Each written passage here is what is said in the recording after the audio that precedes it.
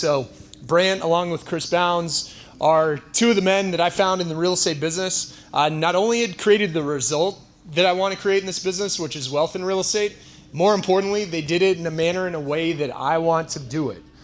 Brant's married.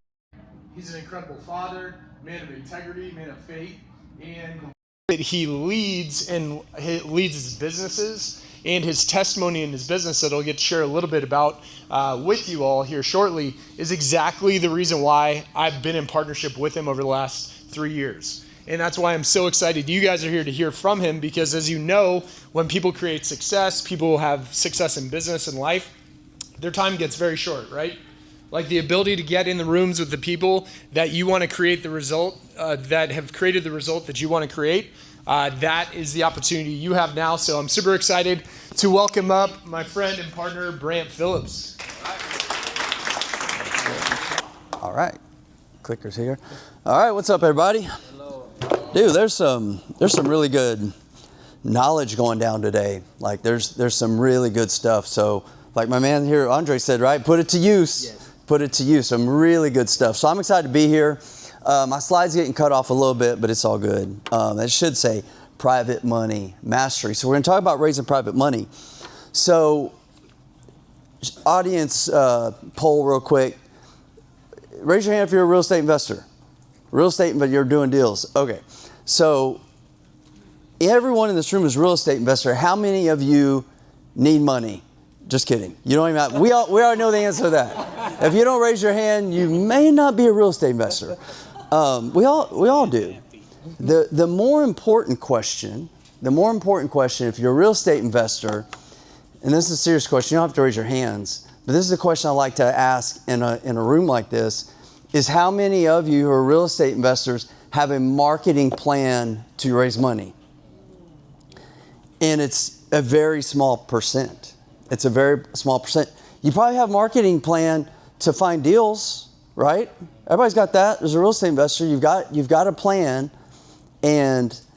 but you don't have a plan to fund these deals. So it's a little bit funny. So we're going to talk about that today. So a little bit about myself.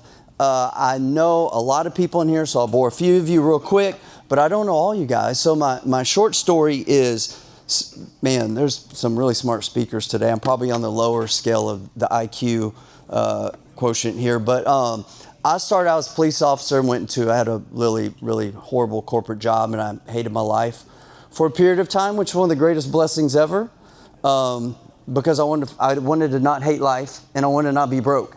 So I talk to people. I say I had a dream and a drive and a credit card, and I put it all to use. So I was able to go out, and this is going back a ways, and buy 10 rental properties my first year, working a full-time job, began putting together some partnerships. The second year, did the same thing, and then the third year, I'm like, partnerships are great, but I didn't like giving up 50-50, and I was doing a lot of work. I was doing like all the work, so that's when I learned about private money. And I was using a lot of hard money at the time, but it wasn't going to be sustainable for what I wanted to do, nor did I want to pay all this money to a hard money lender. So I was able to begin raising private money going back. This is in 2009. Since that point in time, we've done over 500 deals. I paid over 10,000 mortgages without missing one. I'm not trying to brag or boast or impress, but we have built some pretty good systems. I've had good mentoring and coaching, and been able to raise a lot of money. And in addition to that, I'm very proud to say that we've paid that many mortgages and not missed a one. But I'm also proud to say we've never not done a deal because we didn't have the money available. So that's what I want to share with you guys, is that money is a mindset. Money is a mindset. So if you're just coming into this business, you may be telling yourself, well, I can't do that now. I can only do that when. Well, if you believe it, it's true. And if you don't believe it, that can be true as well. So when I first got started in this, man, like I said, I really didn't have anything to lose. And I wasn't going into the market like haphazardly, like I'm just going to raise all this money and do all this stuff. Like I said, I've been very, very conservative, but also had this belief. But it took me a while to find that. Okay, so the first couple of years in real estate, like I said, I was going through hard money lenders. I put together some partnerships, but my identity as an investor was I was a borrower. And it was a bit of like a beggar mentality. So I remember just beginning to have conversations with lenders, people that could be a potential investor, and I was so wet behind the ears, not sophisticated, didn't have a financial background, just a police officer who barely got out of high school, you know. And I'm talking to these high net worth people, or some just regular people as well. And I was really nervous about it. And always was going into these calls or these meetings like with this mindset, like, please, you know, like looking up to him, like, please invest with me. And that was just my mindset. And so what happened, this was late 2009, 2010. And I got on a call with someone who partnered with me on a few rentals that we bought in 2008. And we were just having a conversation, business conversation, talking about this, talking about that. And I had been raising some money, not a lot, but doing a little bit, still using hard money. And she said something that kind of changed everything for me. And so we're talking, we're about to get off the call, and it was kind of one of those, oh, by the way, conversations. She was like, hey, oh, by the way, I wanted to tell you, I was looking at, you know, my financials. If I hadn't have pulled out that money to invest with you, she's like, that would have wiped me out. And it was around $200,000 at that point in time. It was a lot of money. It's a lot of money now, too. So she pulled out $200,000 to invest with me. And when she said that, she was like, that would have wiped me out. I wouldn't be able to retire as soon as I'm able to retire. She's like, so I just want to thank you for that. And this light bulb just went off in my head. Like, I'm like, no, like, I'm not a beggar. Like, I have an incredible investment opportunity. And you all, the fact of the matter is, if you're doing business the right way, you all do. Because what is our competition? Our competition's, you could say it's each other. It's not really each other. Our competition, when there's trillions of investment capital available, essentially, our competition is not each other. Our competition is Wall Street. Our competition is banks. Because banks don't want to know what we do in the world of real estate because it's not scalable for them, right? So if we can go out in the greater Houston area, and I've done this in other states and multiple markets. So if we can go out and buy an undervalued property, and our main focus is on affordable housing, by the way. I've done it all. We do mobile home parks and all this kind of stuff, but my focus on affordable housing. If we can go out and buy an undervalued piece of real estate, which everyone in here can, if we can go out and get construction services at below or under market prices, which we all can, and we can either sell these properties quickly for a nice profit, or we can put renters in them, or we can sell them with owner financing, which is my favorite strategy. And we can offer to a lender a loan with a note, deed of trust, title insurance, property insurance, with very steady, predictable rates of return. Like, when you look at the investment world and investment opportunities, most lenders don't even know this exists. Why is that? Why? Because it's not sold on Wall Street. They've tried a little bit, like they're scaling, doing their kind of stuff, but it's just different. So this is what I always like to say, like, this is backyard investing that feels good. Now it's become more, more well known since I started doing this like 16 years ago. But still, I talk to a lot of lenders all the time, and they don't really know about it, or they know a little bit about it, or they have some misconceptions about it, or just a lot of fear. So I'm here to tell you that you're going to have to change your mindset if you want to start raising money. Now, you got to do it the right way. But that's the first step, is just believing that you can and believing that you have something to offer to the marketplace. So here's another thing I learned. So after my 7 years of law enforcement, I went to the corporate world because, well, I can't get into that story, but I just politics and schedules and stuff, police officer. So I'm going to go in the corporate world. And I did not want to go. My wife's like, you can go into sales. Her father-in-law worked at this company and get you an interview, like, you can go into sales. I'm like, the last thing I want to do for the rest of my life would be sales. Like, never. Like, I'm not a salesperson. I'm very reclusive, that kind of thing. And so I didn't want to sell.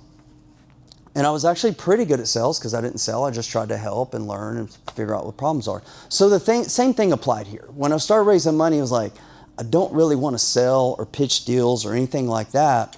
What would be a better way to do that? So when I was coming up in the real estate world, there was Quest IRA that a lot of you guys know, who's no longer here now, but they were great at having these mixers, lunch and learns, all this kind of stuff. So I used to go to those like all the time. And what I saw a lot was they would open up the stage, so to speak, at the end of the event and say, okay, does anybody want to, talk about a deal, whatever. And so these real estate investors would get up there and they would essentially have a flyer and they were pitching a deal. Okay, this is I'm going back almost 20 years, so people had paper back then. And it wasn't social media, all this kind of stuff. So they would get up there and they would pitch a deal and they would have a bunch of paper and they'd print it out. There was no QR codes or stuff like that. But I remember sitting in the audience and I'm like, man, this person reeks of desperation. And they would be done talking. Exactly 0 lenders would talk to them typically, because it's like, ooh, they're like, man, I got this deal. I need to close tomorrow. We're gonna flip it, maybe rent it. I'm not really sure. Like it was just like, it did like, no, that was wrong. So I'm like, I don't want to be like that. So I made it a point to never go pitch a deal. I'm like, how can we do this a little bit differently? So I started thinking about that, collaborating with a friend of mine. It was like, you can educate people. Like, what do people like? Like, people like solutions to problems. And in 2000, coming out of 2008 and 2009, did investors have a big problem? Yeah, they did, because they didn't trust the stock market. Like, they didn't know where to put their money. Most of it was sitting on the sidelines. So there's a big problem, and the greatest entrepreneurs solve the biggest problems. So started just like, okay, I don't want to sell. What can we do? We educate people, because people aren't going to fund what they don't understand. Okay, know, like, and trust rule. People want to know people, like people, and trust what they're doing. They don't want to get pitched. They want to know what does this process look like? Breaking it down. And when you begin to educate people, what you do simultaneously is you eliminate objections, because a confused mind will not move forward. But when things are simplified and understandable, okay, now we can move forward, right? So that's what we began to do. In the beginning, it was just through a website. Put together a website. We still have that website running today. So we began putting together a website where we could just provide some information, training, not raising money. We're going to talk about a little bit about the SEC, because I see a lot of people putting themselves in jeopardy of going to jail with some of their online social media postings. But we just began educating people. I eventually wrote a book called The Private Lender Playbook that fully explained the process, but you don't have to write a book. If you want to do that, I can help you do that. But then the next thing is this, like, you can begin to educate people, and you should if you're raising money, but there's also a positioning piece that needs to come with that, okay? Because especially in today's world, in the digital age, because if they don't know you're there, you can educate until you're blue in the face, but if you don't have the audience, okay, you guys are a messenger. So you have to share your message, okay? But if the marketplace doesn't know where the messenger is, they will never hear the message. So there's a positioning piece that we started to figure out. Me and a couple of friends of mine, digital web type of guys, we started looking at, okay, how can we play this, position ourselves on the online space? Because what people do now, if you're talking to somebody, it used to be in the days of, well, here's my resume.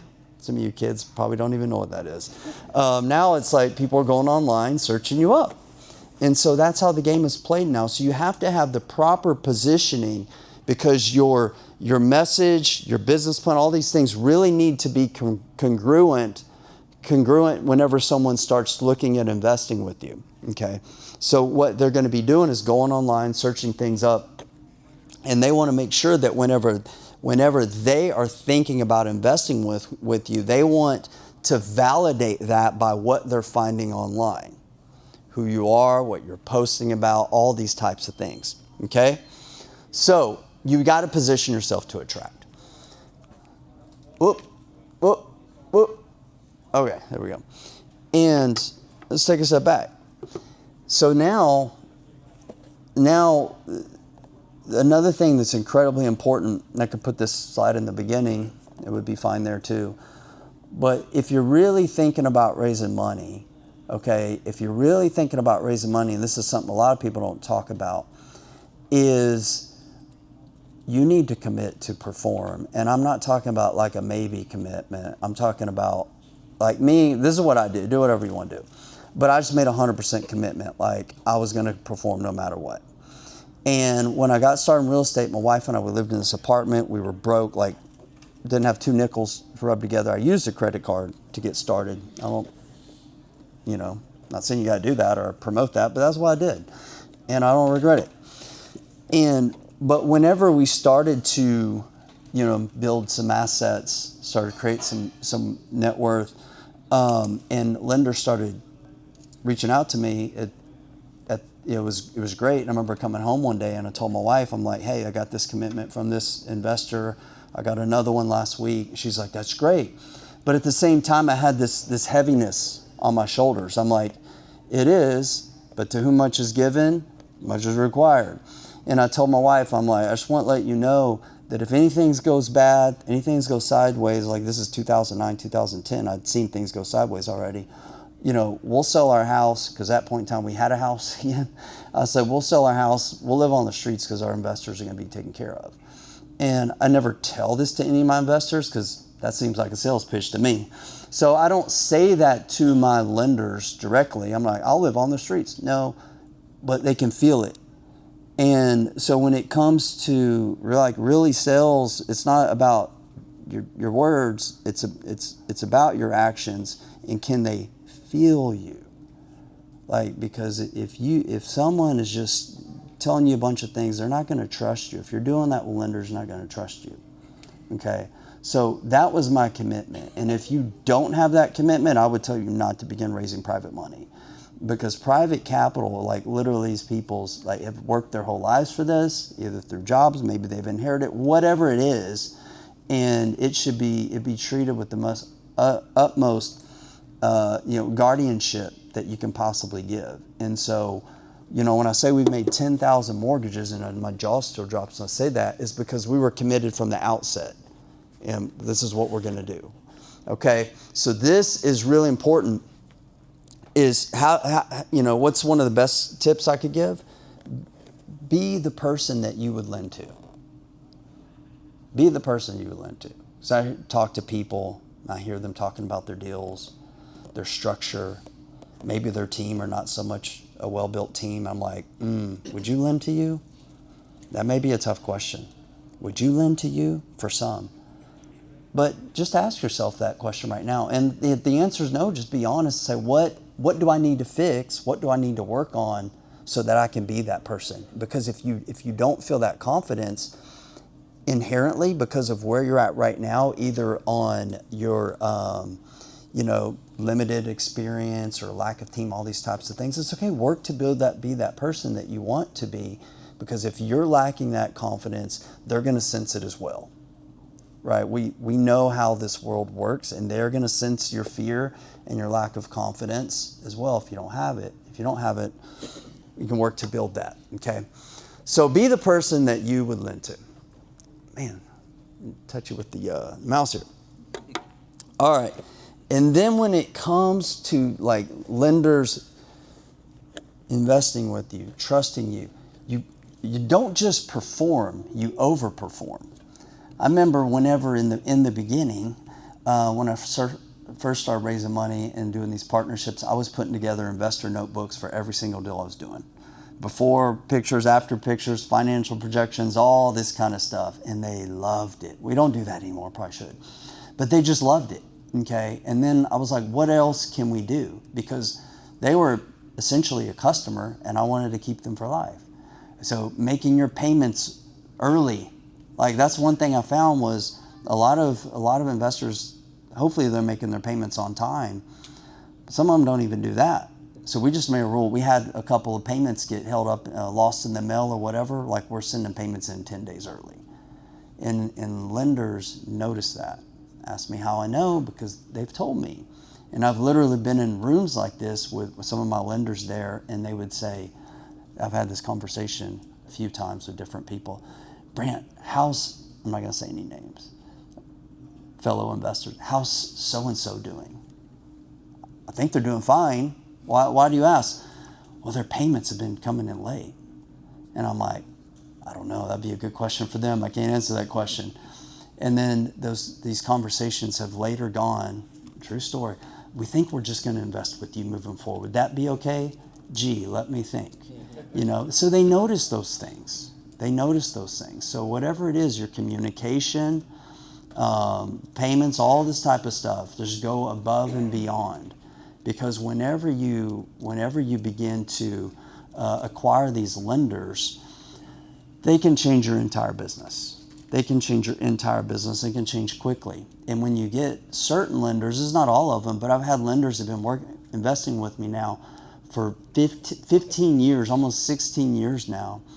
And what has happened is, one, they're loyal, so they invest their money with you. They refer friends, family members, and people that they've worked, coworkers, things like that, and it can just continually grow. And that's been my experience.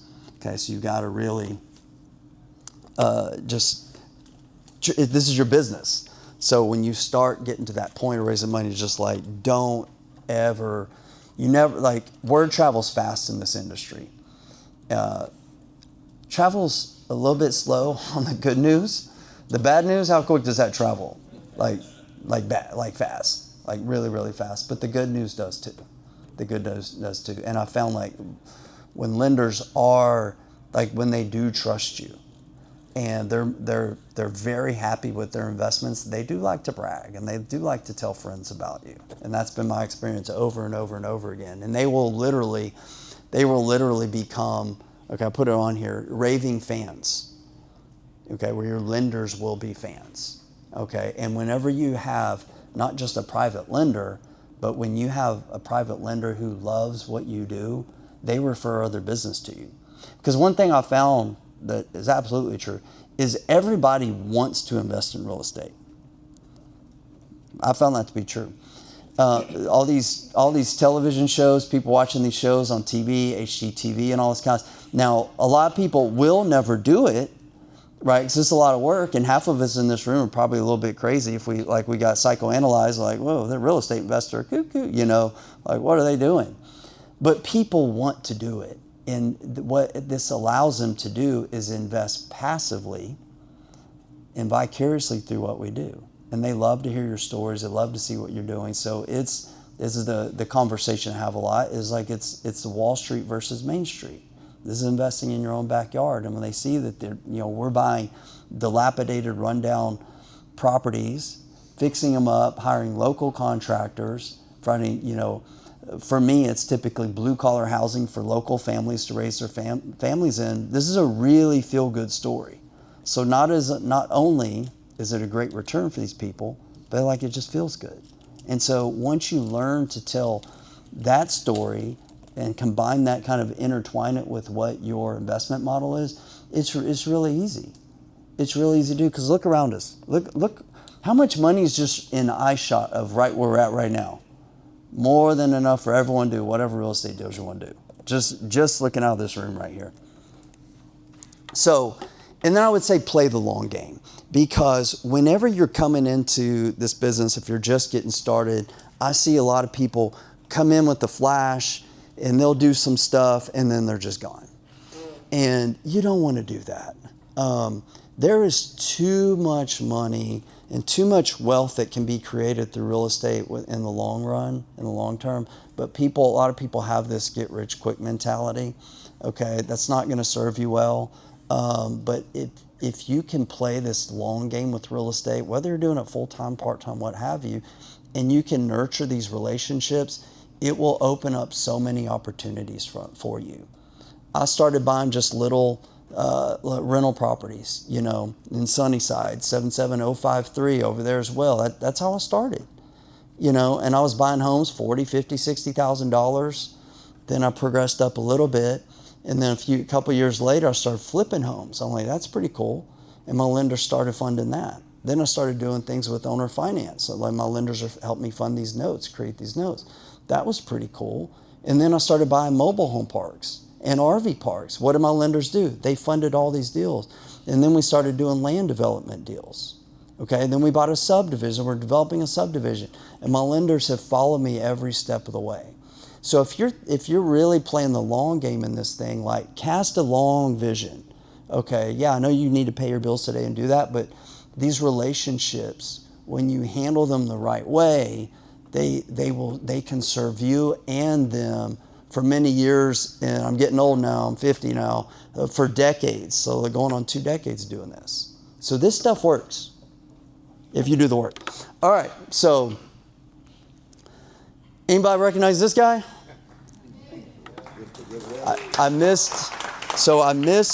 missed Wes's speech earlier, but we met a couple weeks ago, and I had goosebumps when he was telling me about it. I'm like, dude, you're gonna like make me look bad with the speech you're gonna give, but I heard it was phenomenal.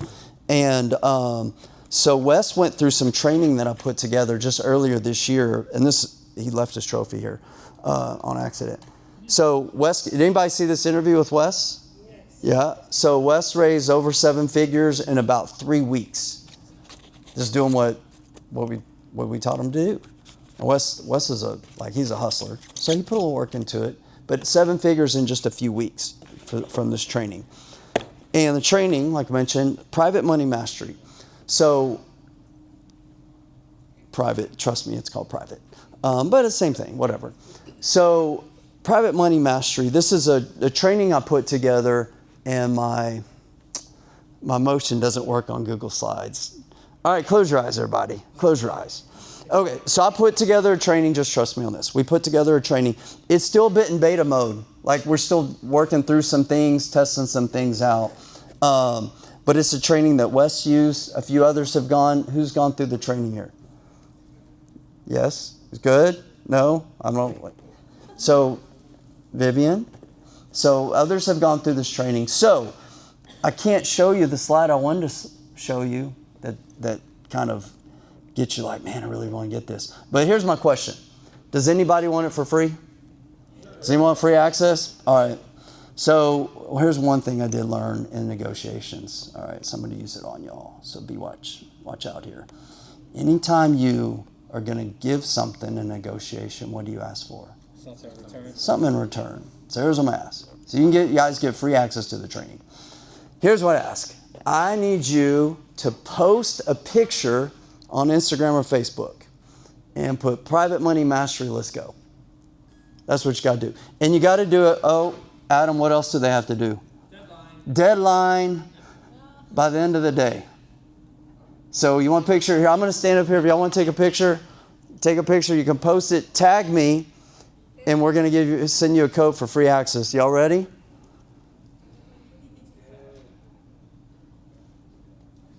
All right, cool. If you didn't get me in the picture, just take a picture or swipe someone else's picture. So if you put that picture, tag me, put private money mastery, let's go. We will send you a code so you can get free access to the training. The only thing I really ask in return is that you use it wisely. Like, too much is given, much is required. And so when you go through the training, especially in the beginning, like I'm very, very, very serious about this, is I don't want to come back and hear like someone got access to the training or you guys go out and you don't take care of your lenders. And I mean that with like full sincerity, because this is something that they're extending. Some of these people, like I said, their life savings may invest with you. So you got to be really, really careful with that. But yeah, I'd love to share this with you guys. So hit me up, tag me, we'll get you going very soon. And there's my Instagram. I had like an Instagram account, Snafu. So I've got like 18 Instagram accounts. So make sure you use this one. Ben knows. And that's my Facebook account. Either one is fine. Just give us maybe a day or two and we will get those codes to you. All right. I think my time is up. I hope y'all got something from that. I enjoyed speaking with you. I'm going to be here for a little bit and I can connect with you guys later. But I've been told you've got a much better speaker than myself coming up. So y'all be ready.